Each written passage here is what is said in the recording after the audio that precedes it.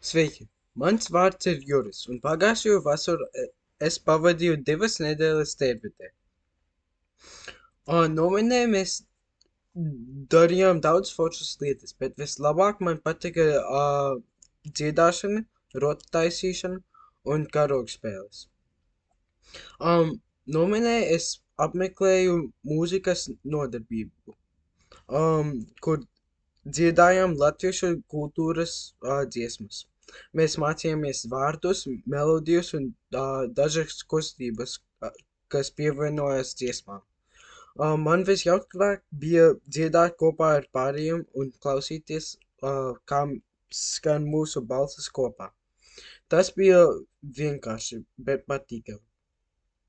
Un es jūtos lepni, ka mācījos dziesmas no latviešu kultūru. Nometnē es spēlēju lauku spēles, līdzīgi karogu spēli. Tikai vajadzēja savākt leduskapus, lai iegūtu punktus.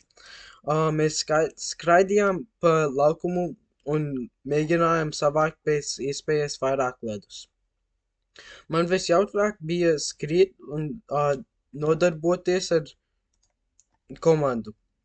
Spēlē bija vienkārša, bet aizraujoša. Un beigās mēs bijām noguruši, bet priecīgi. Nometnes laikā es arī gatavoju greznus. Es sēdēju pie galda un izmantoju stiepli un nelielus instrumentus, lai veidotu metālu apli. Man vajadzēja uzmanīgi salikt, nogriezt liekas dalas un noslīpēt, lai grezna derētu pirkstam. Sākumā tas bija nedaudz grūti, un es pāris reizes kļūdījos, bet ar laiku sapratu, kā to izdarīt pareizi.